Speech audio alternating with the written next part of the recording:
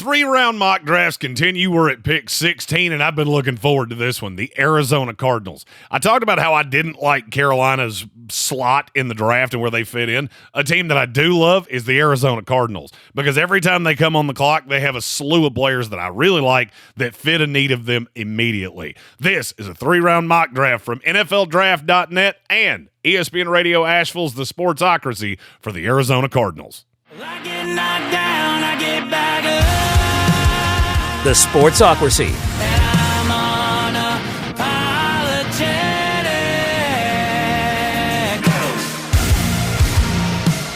Arizona's a team I'm growing to really like. I like where this team is headed. I really like Jonathan Gannon, and I think a lot of things are going the right way. I'm also going to forewarn you, there are 2 players in this mock that I'm going to get a little animated about because certain things happen as we go through the pre-draft process that starts to really piss me off, and we're there. We start with your first-round pick, a player that I keep seeing slide down mock drafts. I keep hearing people say really dumb shit about, and I live roughly an hour from where this kid plays. So let me cut through some of the nonsense. Pick 16 is James Pearce Jr., edge rusher out of Tennessee. If you let this kid fall, you will regret it.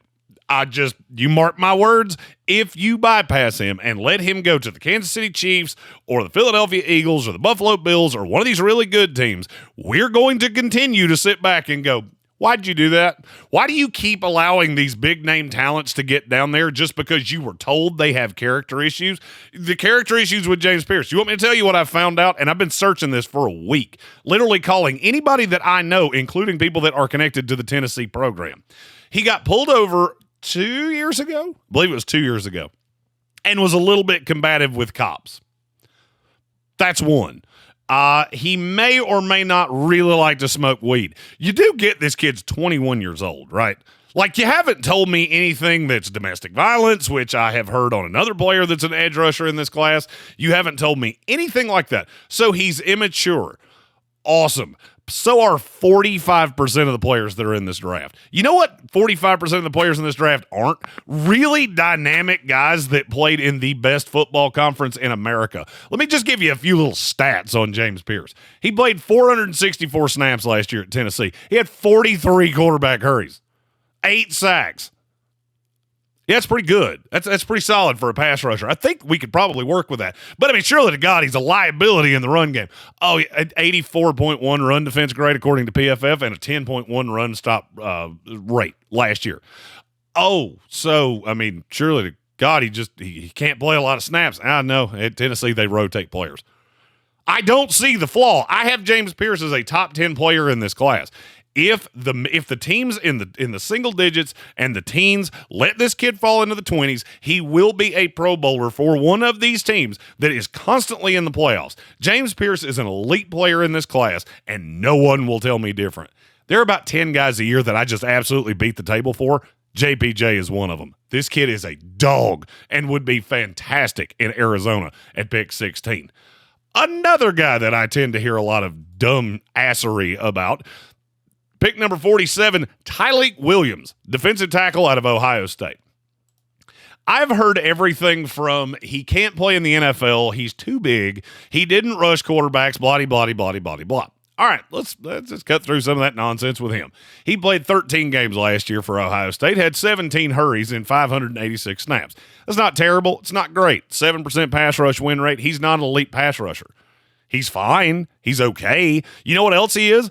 A run stuffer in the middle of defenses. He's one of the best run defensive stoppers in this class, and yet people just want to talk nonsense about him. Now, you want to hear another fun little stat about him? 3 best games he played all year were against Iowa, Oregon, and Notre Dame. He may have some motor issues. That's about all I got. I think this is a first and second down run stuffer off the jump, and if you're patient with him, a year or 2 from now could be a wish version of Vita Vea, who has served really, really good in a 3-man front in Tampa Bay. I love Tyleik Williams. I don't think he should be here at 47, but I feel very confident that he will be, and he would be a great addition to a weak Arizona Cardinal defensive line. If I'm Arizona, now I've got the edge rusher in JPJ. I get a defensive tackle in Tyleik Williams that goes into that defensive tackle rotation. Now I've added 2 players. I get B.J. Ojulari back next year. I've got a good rotation of guys. I think you have improved the front seven. And that is one of the most important things that I could do in this draft process. Now, what am I going to do with that third-round pick, number 78?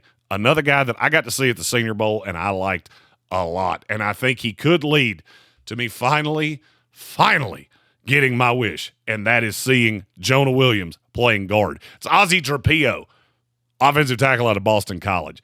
This kid played on a bad BC team. Bad. Didn't grade particularly well as a run blocker, graded really well as a pass blocker. And what you really see from him is that the sets are strong, the technique is strong. I think he just needs to be in a better situation. He should not be here at 78, and he is. And for me, I get two players in one because now I can shift Jonah Williams, who, well, you don't really have the credits and debits to tell me you're not going to do something, slide him into guard. I fixed my problem at guard. Now I've got my long-term right tackle, and I got Paris Johnson on the other side, who I think is doing really good things. Now I've largely fixed that offensive line.